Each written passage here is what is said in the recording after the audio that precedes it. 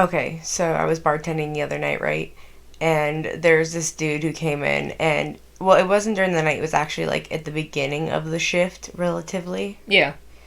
And he, I don't remember why we were talking about whatever, but we were talking. Oh, school, and he's like, "Oh yeah, I'm going to this missionary school or whatever," and I'm like, "Oh okay."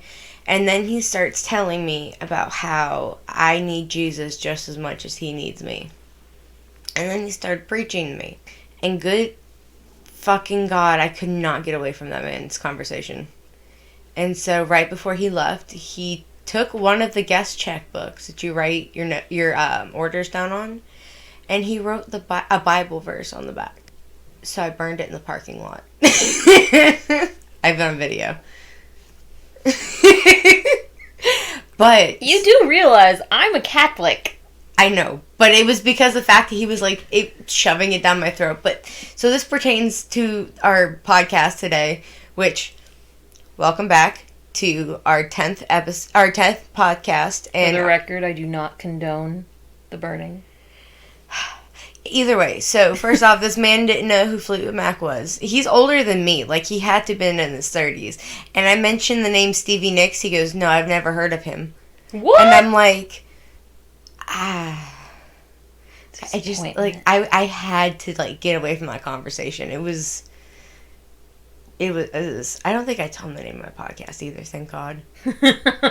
Although, although I did tell him that, I supported the, Satanic Church, which actually has nothing to do with Satan whatsoever.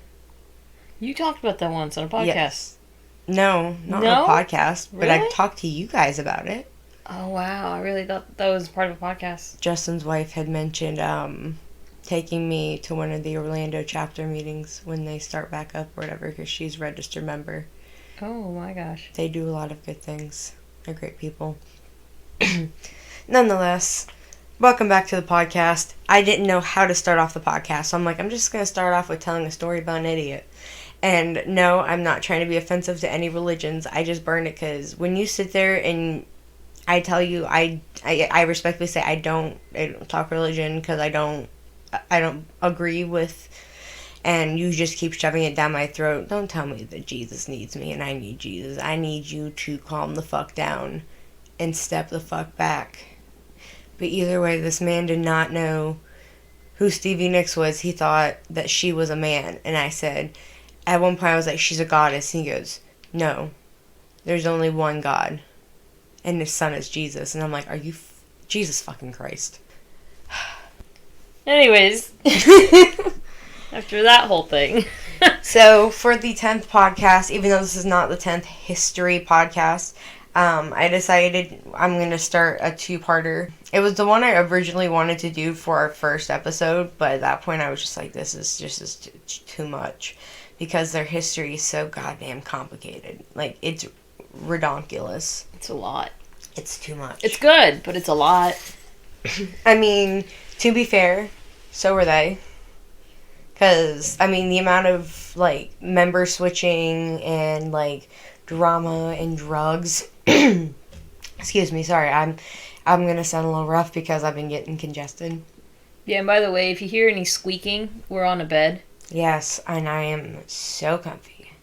Yeah. So if we move or anything. Yeah. Anyways. You okay? Are you okay? Are you okay? Are you okay? Are you okay? Oh my God, are you okay? I don't know. Are you okay? I don't know. Okay, well, I'm gonna need you to know. No, I actually feel good. So, Good and ready to talk. we are going to be talking about the infamous, the iconic, the worldly known, except for to this motherfucker, band Fleetwood Mac. But we're not going to be talking about the Fleetwood Mac everybody automatically thinks of, which is like Rumors and all that shit. No. We're going to be talking about the early days of Fleetwood Mac. And I know there's going to be people out there, which I'm hoping everybody listens to this knows this, but I know that not everybody does. Fleetwood Mac started in 1967, and Buckingham and Nicks didn't join the band until 1975. Holy shit, I didn't know that. Mm-hmm. I didn't know Stevie Nicks wasn't always in the band. I told you that. Oh. Sorry. In fact, See, this is what this podcast and this episode is for. disappointing me. Just like my mom. Just Bitch. kidding. That's my line. So, there's a lot of history behind Fleetwood Mac, and not everybody knows it, and, like, progressively through the years, like, the heavy drug usage, like, it's different drugs, but it just, like, switches up, and it's just like, holy fuck. That's a lot of drugs. I believe it. And actually, drugs was part of one of the reasons they lost their first lead guitarist singer. Oh, really? Yes. I think he was lead guitarist. He might have been rhythm. One thing, like I said, one thing that people don't realize is that they formed in 1967. They actually formed in London. 1967, London. Stevie Nicks and Buckingham were not in it. No. Interesting. No. I'm pretty sure she was a teenager at this point. Oh. Maybe. Little did she know that one day she would be the Stevie Nicks of Fleetwood Mac. It makes me sad too because, like, besides them, my favorite Fleetwood Mac is Bob Welsh. Yeah. Oh yeah. People will look at me and be like, wait, what? Who? And I'm like, yeah, you didn't know that there wasn't anybody else besides fucking Stevie Nicks and Lindsey Buckingham. There's more people in that band, you know. It takes more to make music. Well, not really. But they were... So basically the whole thing behind their forming was Mick Fleetwood and John McVie, Mick Fleetwood being the drummer, McVie being the bassist, were in a band called John Mayall and the Blues Breakers. So originally that band, the singer was Eric Clapton. Yeah. really? Mm-hmm. There's a lot of things you'll hear in here and be like, wait, what? What? That's pretty surprising. Okay. So Peter Green ended up replacing him in 1966, and this is kind of like this is basically the same thing as from the Go-Go's, where they're like, hey, you play guitar? Yes. Only play bass. And the funny thing is, because in the documentary, so I watched a documentary on Amazon Prime. It's called Man of the World, the Peter Green story. And he goes, I was just a great bullshitter. But apparently he picked up on guitar and he was great from the start. That's awesome. Now, the fans weren't happy about the replacement because apparently, like, one of the things was, like, Eric is God. Like, they worshipped that man. John Mayall is just like, no. We got someone better than Eric Clapton. And everyone's like, no. And he's just like, oh, but yes. And so, literally everyone's like, that's not fucking possible. Well, everybody was like, whoa, mind blown. Mind blown so much that just your head explodes. Oh, that's a lot of mind blown. Yes. I can just picture a Supernatural episode where they do an unnecessary amount of blood or they, like, explode someone's head. That's what I could think of. Yeah. That's all I could think of. So, at this point, Mick Fleetwood came in and replaced... I'm sorry, so it was... so at this point, right before Peter Green came in, Mick Fleetwood replaced Ainsley Dunbar, who was the drummer, and I guess he just, like, yeeted out of the band. So at this point, they had John McVie, Fleetwood, and Peter Green, and I don't remember who it was, but they said how it was, like, the perfect, like, trio. And, so Peter had this, like, absolute insane talent about him on the guitar.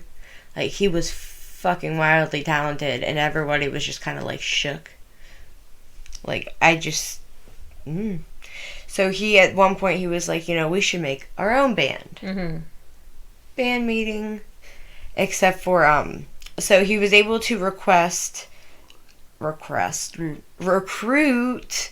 He was able to recruit Fleetwood into the band, and I don't remember who else was in that part, but it wasn't literally long because they ended up playing at the Peter Green's Fleetwood Mac at the Windsor Jazz and Blues Festival. It was their debut performance, and after that performance, because up to that point, John McVie was like, I don't know, I want to be where the money's at, and obviously we don't know if this is going to go anywhere. But after that show, he was like, oh no, yes, sign me up, Buttercup. For Peter's birthday one year, John Mayall, the guy who was the in the Blues Breakers, for Peter's birthday, he actually gave or bought him studio time to record. Wow. So they ended up recording 5 songs. So hold up. At this point, are they named Fleetwood Mac or no? So originally they yes, actually, because that's one of the things, because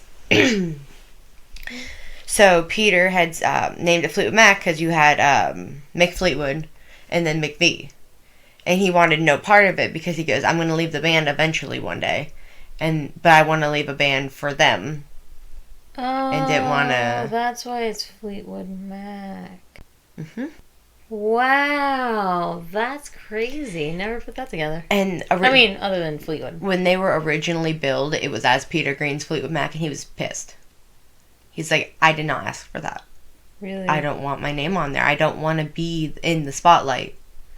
Why, though? Like, what would make you be, like, not wanting to be in the spotlight? He just wanted everybody to be, like, equally as appreciated. After that performance at the Jazz Fest... Are you good? Yeah, I was just trying to move this chair. I can't with you.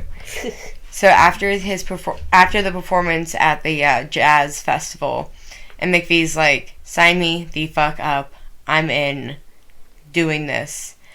So before this, though, at the Windsor Jazz Festival, at that point, a guy named Bob Brunning was their bassist, but like he was there under the understanding that, you know, once John McVie says yes, you're gone, and he's like, okay. Once McVie was like yes, Brunning was like, although their debut album came out in February 1968. He was featured on a track on there called The Long Grey Mare. Green was pissed because the album, when it was printed, said Peter Green's Fleetwood Mac, and he's just like, what the fuck? What the fuck? What the fuck? So, although the album reached number 4 in the UK charts, it did not produce any singles right away. And 2 of them that ended up being released later on, one of them, now, wait for it, Black Magic Woman. Santana's? No. Really? They did it first. Shut up. They're the ones who did Black Magic Woman. Oh my gosh. That's pretty neat. Mind blown? Yeah, I kind of want to hear that version.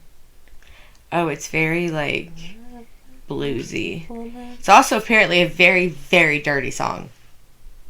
Dirty. Oh my god. Dirty fucking birdie. Okay, well now you made it dirtier. I know, I just say that to Danny all the time. Oh. So that and Need Your Love So Bad were the 2 singles. And so after that, they started recording Mr. Wonderful, their second album, which ended up coming out in August. It was still blues. It was recorded in a studio with mic'd amplifiers and a PA system, so it sounds literally like it was live. That's pretty cool. I know. And at this point, they added horns, and it ended up, so a woman from a band called Chicken Shack named Christine Perfect was added on the keyboards. I want to say it was right around this time that they added Jeremy Spencer. So we're going to go back a bit. So they hired a lead guitarist named Jeremy Spencer, who ended up being also vocals and writing songs. And I guess he didn't even audition. Peter was introduced to him, and then they started talking. He's like, all right, you're in the band. What? Yep. Yeah. And Jeremy Spencer was a phenomenal addition to that band. Oh, okay. Yeah. was like, never heard of this dude. And he was in the documentary, too. This, eventually, So, while on tour for this album, he ended up putting a milk-filled condom hanging off the end of his guitar. And at one point, so, they had a huge dildo named Harold the manager would bring out on stage and put on Mick Fleetwood's drum set. Yeah. Like, they took nothing seriously. And at one point, It's so weird, because I picture them as, like, a serious band. Mm-hmm.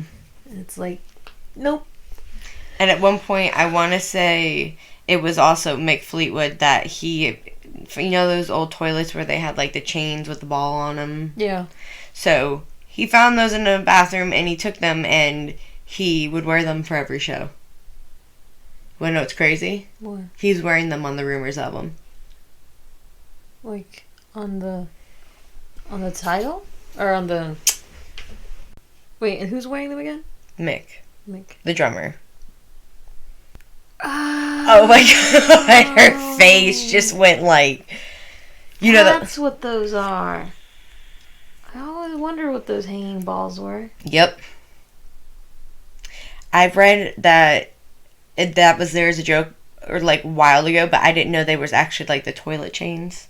That's fucking hilarious. They were like the perfect trolls. That's hilarious, man. It was absolutely fantastic. But at this point, they were like not seeing money that much, like hardly any of the money they were supposedly making, and they like one point in the video he quoted that they were living off of Dunkin' Donuts because they weren't getting the money they needed. But a lot of the money they had, of course, would end up going to other things.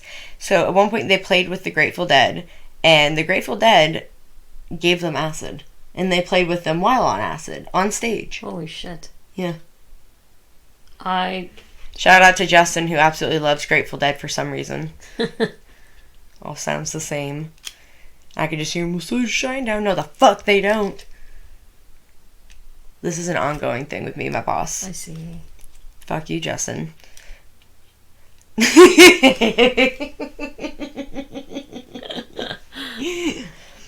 don't think he listens to these. One day he's gonna be like, what the fuck? I told him I talk shit about him on the podcast, and he goes, I bet you fucking do. So right after releasing Mr. Wonderful, they recruited this guy. His name's Danny Kerwin, who was formerly in a band called Boiler House, which was another blues, but it was a blues trio. And they added him as the third guitarist. So I guess there were like 300 applicants, and he could not find anyone better than him. And I guess him and Peter really hit it off. And at one point, they were talking about one of them being a publisher so they could own the rights to their songs. And they were talking to their manager, what was his name? I think his name was Clifford something. That's crazy that they don't Clifford have the Davis, rights yeah. to their songs. And so they're like, all right, so you can be our publisher. And they're like, wait, what? He was like, wait, what? So, with Kerwin in the band released their first number one single in Europe, which was, it was called Albatross. And I want to say, something in the video said there wasn't any vocals in it, but I think I remember there being vocals. Anyways, it's like very iconic, and it was just this really, like, people sat there and were just like entranced by it. So at first CBS, who they were with, was reluctant to release the single, because they were just like, you have to get it on national, you have to be able to play it on national TV in order for us to release this. So guess what? Clifford just decided to hit up one of his buddies. He goes, psh, I got this. He knew somebody who worked for a primetime spot on TV. Okay. And they got it for them.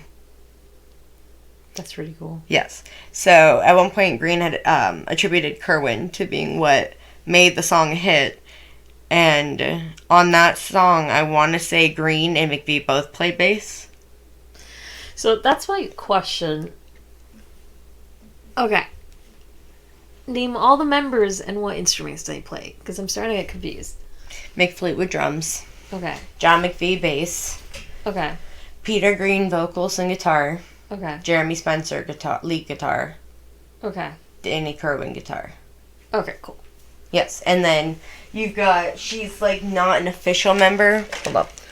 She's not an official member at this point, but Christine Perfect on the keyboards. Gotcha. Yeah. Okay. And, like, I don't believe she was in all the drama that was going on at this point. I think she might have just been, like, studio recording. So, they released their first compilation album, English Rose, in 1969, January. And it was originally just a U.S.-only compilation album. It contained 6 tracks from the UK release of Mr. Wonderful, 3 of the UK non-album single sides, 2 that were not yet released songs, which they ended up putting on their next album, Then Play On, and then 1 previously unreleased track. And then in August of the same year, they released the... did we figure out how to pronounce the Pious Bird of Good Omen? Is that how he's... Pious? Pious? Show me where it says this. I'm gonna guess it's Pious. I don't know.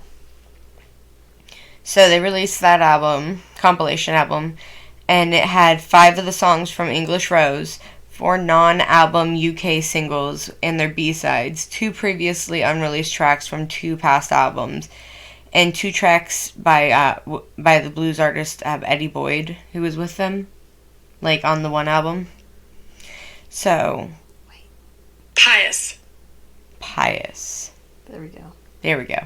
So the title of the album came from a 1798 epic poem called The Rime of the Ancient Mariner by Samuel Taylor Coleridge, which it was kind of like, that was also like a nod to their first song, Albatross. Mm-hmm. Like, Albatross was really like what was known to get them up on the charts. So at one point, they were flying to the U.S., and this is jumping back to earlier of January of 1969, and they were excited because they're a blues band, and they're like, we actually get to be where the blues like originated. Because you gotta think, they're an... They're in the UK. English band? Is that what you would consider them? I would say an English band, yeah. So... Because if not, I'd say an American band. And if my jazz classes taught me anything, blues started in America long before even, like, recordings of the blues. I think blues were sang in, like, different... a lot of things. I don't know, I can't remember. They recorded songs at the Chess Records, which actually only had a 25-year run.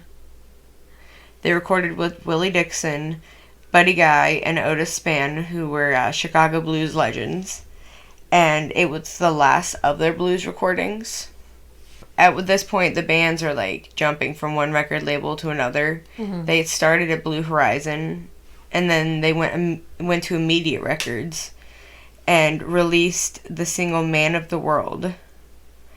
And it would become another British European hit. But at one point in the documentary, one of the guys says that it was what he felt the first cry for help from Peter Green. Because it's a very, like, dark song. Yeah. And, but this started to have a more rock and roll feel to the band. And that was a lot of what Jeremy was kind of into. That's really neat. Like yeah. That. It's starting. However, Immediate was in bad shape, and at one point they just came up to him like, oh, hey, by the way, your contract option is over, so bye. You just kicked him out? They're like, bye-bye? Yeah. Damn. So fuck those cunts. Damn. So they sought out better options, and here's a fun little fact, because I bet you didn't know, George Harrison and Mick Fleetwood were brother-in-laws. Yep. I had no idea. Damn. Yep. You learned so much on this podcast. And of course, George was like, hey, you should come join Apple Records, which is what they were on. Uh-huh. And they almost did.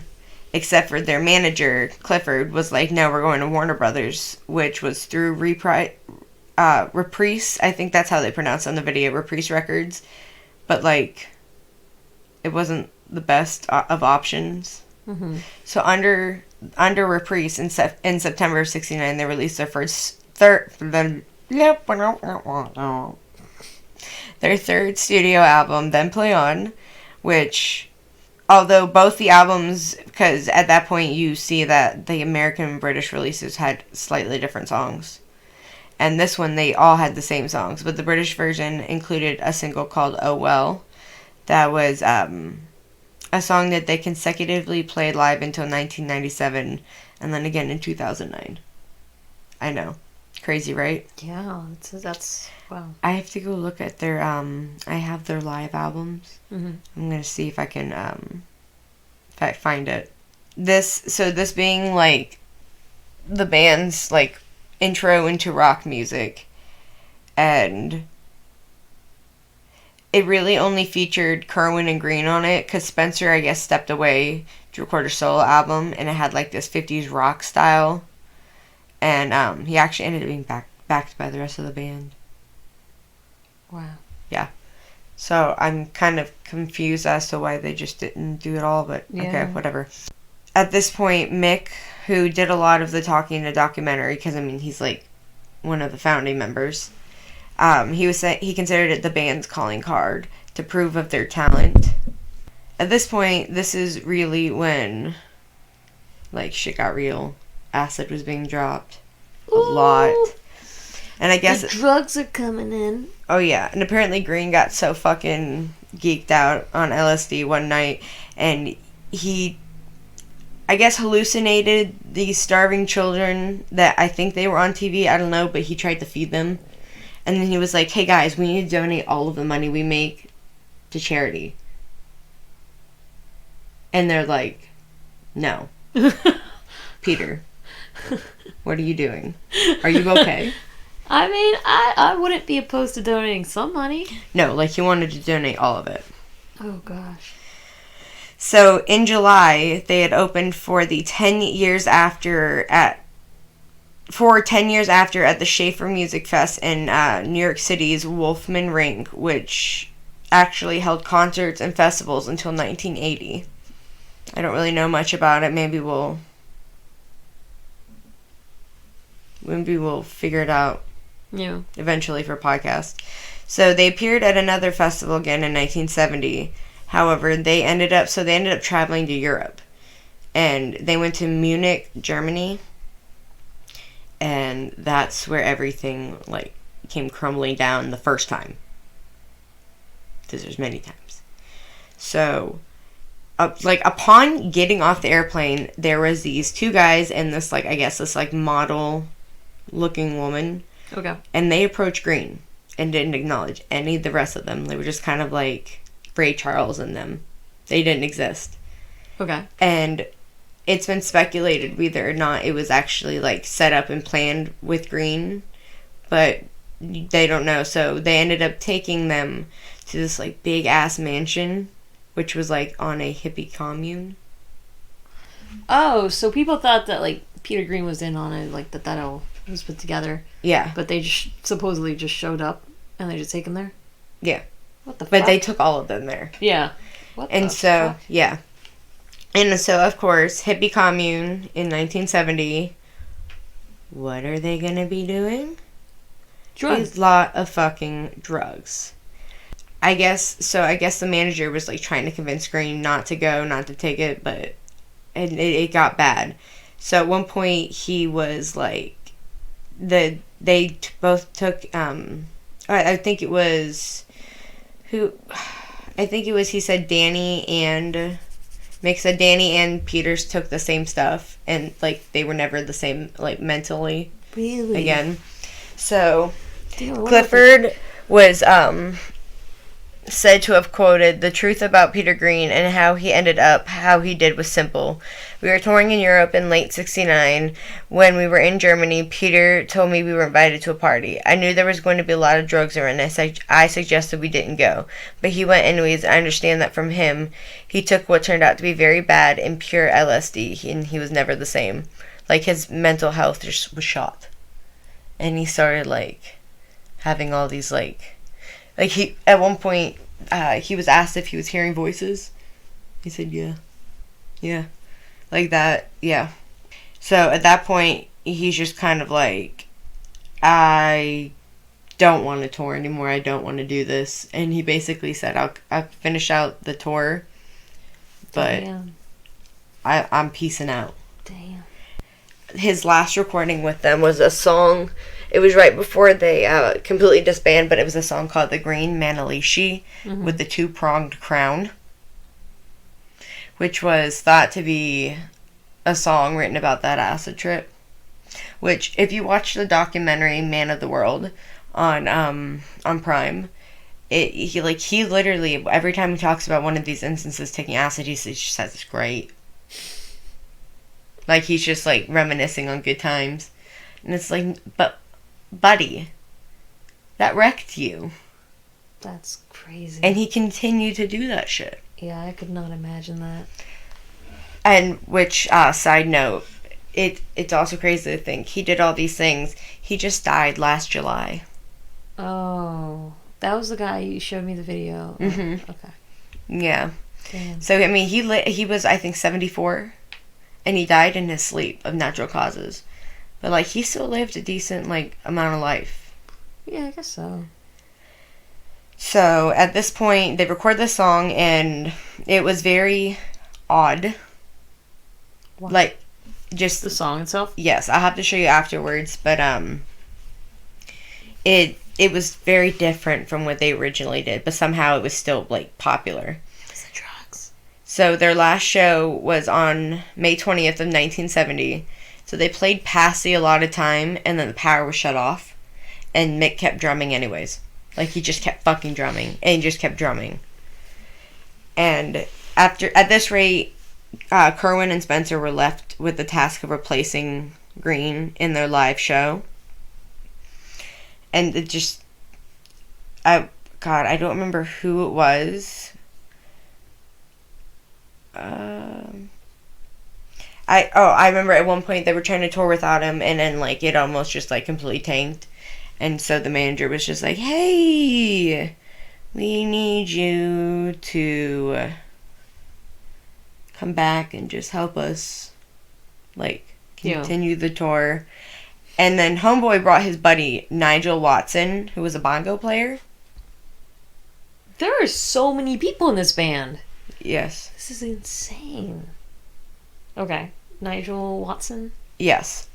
And so all he insisted on them playing was new music and nothing he wrote. And he only lasted a week on the tour. But I guess in the video at one point, one of them had talked about how he just literally started playing.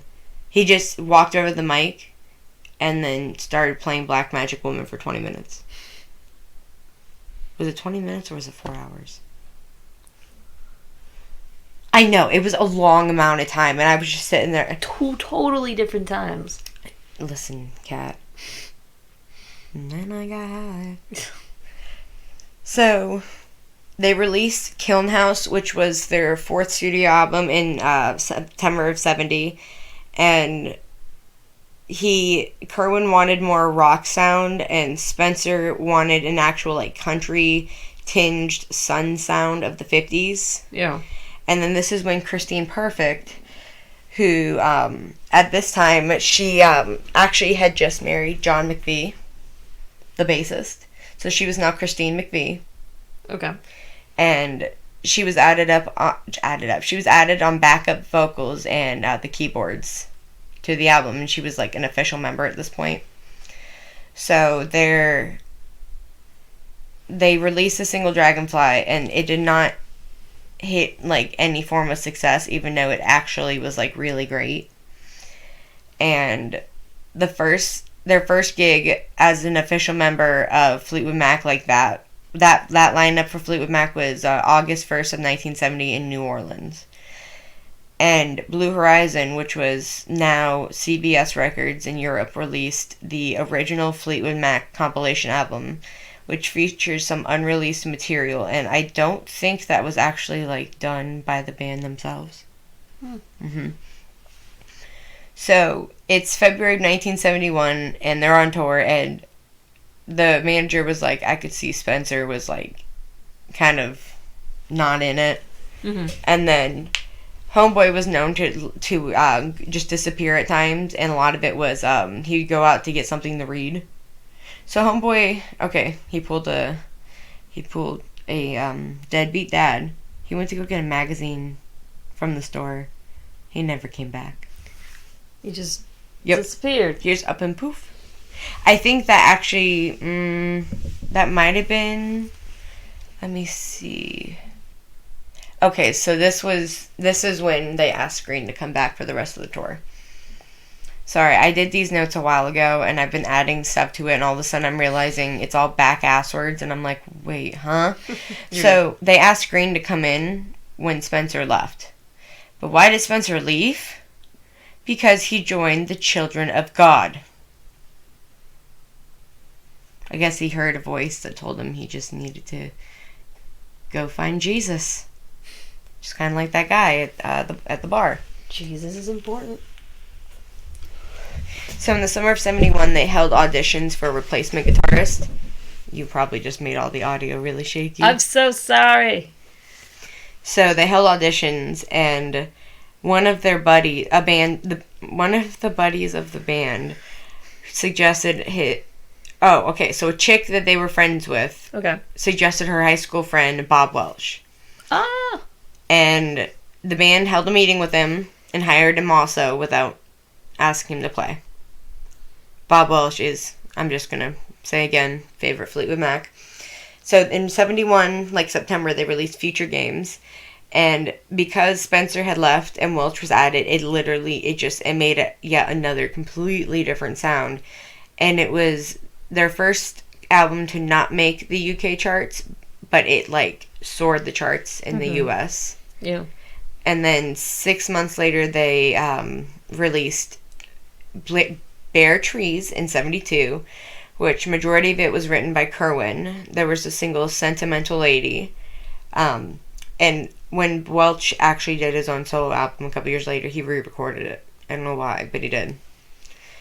So, at one point, Christine McVie had written Spare Me a Little of Your Love, which actually became the main song they performed in the mid-70s. In the studio, the band was awesome. It sounded beautiful, but on tour, get wrecked. Really? Kerwin had developed a really bad drinking problem, and he ended up going into a rage one night before getting on stage before the show. And before the show, he smashed a Gibson Les Paul like a piece of shit, because Gibson Les Pauls are beautiful. He refused to take the stage, and then he started criticizing them after the show. It was just automatically fired, like GTFO. Bye-bye now. You're fired. You're fired. So in September of 72, they added homeboy Bob Weston and a vocalist, Dave Walker, who did not actually end up... I don't think either of them lasted long in the band. But they also had hired a new touring manager, John Courage. So after recording Penguin, which was released in 1973, the band fired Walker because he didn't have the sound they were looking for. Wow. Yeah. Damn. Bye-bye, Walker. So at this point, the band had gone through quite a lineup and change. And you gotta think, 72, they formed in 67.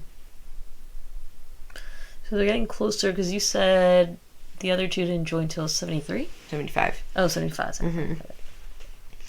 So at this point, like I said, they'd gone through a huge lineup in the past few albums. But 6 months later, they released their 8th studio album, my personal favorite, Mystery to Me. If you have not actually listened to it, I absolutely recommend you do. For Your Love is one of my favorites ever. But Hypnotized, which was the big song on the album, beautiful. I've got to listen to that. I've never it was heard it. Also noted as one of the band's most successful songs to this date in the U.S. Wow. Hypnotized, yeah. So the album went gold, but it brought problems within the band. So, you'll find out why it didn't get higher ratings.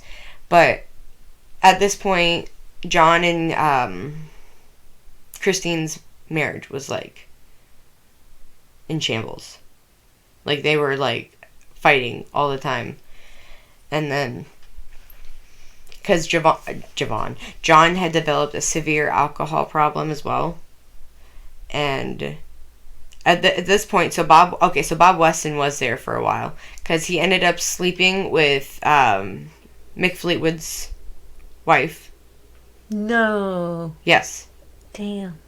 And so John fired him, and the whole tour was canceled. And because of the whole tour being canceled, it took a toll on the popularity. So it didn't end up selling as many. So at one point in 1974, there was like this whole ass issue with the name. I guess their old manager, Clifford Davis, had tried to claim the rights to the name Fleetwood Mac. And he ended up recruiting members of another band. And this band was called Legs. Oh, I guess he became like managing this band Legs, which I didn't find important enough to look up. But to tour as Fleetwood Mac. As Fleetwood Mac. Really? Who was not them. So this band was under the impression that Fleetwood Mac would be joining them on the tour later on. And I remember, I think you told me this before. And rumor had it that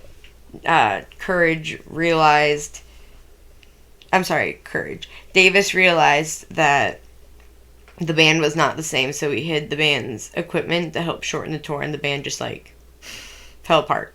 It was just gone. Gone with the wind.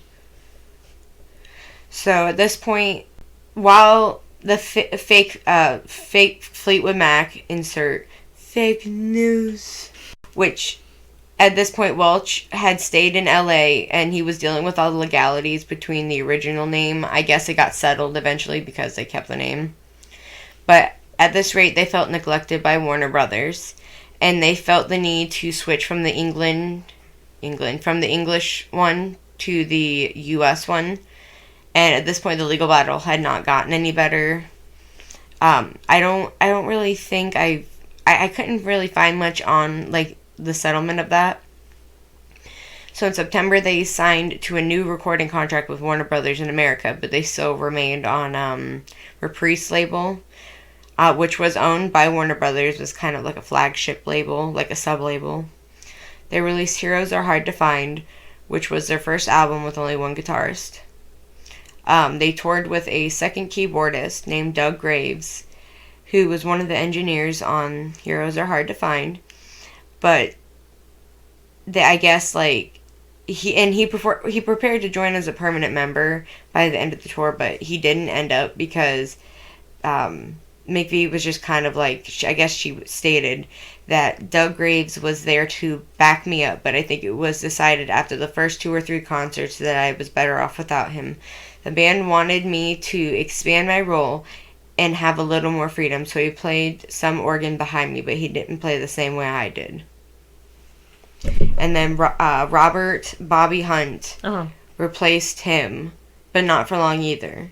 And then Welch, at the end of their tour on December 5th of 1974, he chose to leave the tour.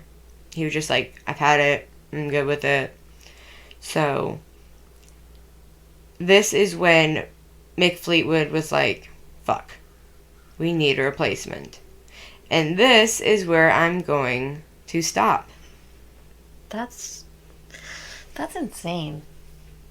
Well, okay, I'll stop after this. So he flies to LA to visit Sound City Studios. Okay. And the reason I'm stopping here is because I'm actually going to go, I believe it's on Netflix or Showtime. It's the Dave Grohl documentary about the Sound City Studios. Mm-hmm. And I'm going to go watch it and kind of see if he says anything on it.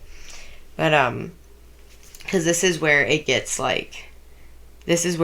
to where everybody's like, oh, Stevie Nicks. Yeah. Like the more popular. Yes, the one everybody knows. However, I will add in here, I want to say, was it 2016? Let me double check on this one. 2012. So, you know how I said Bob Welch was my favorite Fleetwood Mac? Mm-hmm. In 2012, he killed himself. Really? Mm-hmm. Oh, I guess so he sad. suffered from mental illness as well. And when I read that, and I was just kind of like, are you fucking joking? Oh, that's so sad. I love him. Yeah. That made me so sad. Damn. I know. It makes me the sads. But yeah, no, so I might end up, later on, once we've done enough podcasts, I might end up redoing this and adding more information to it.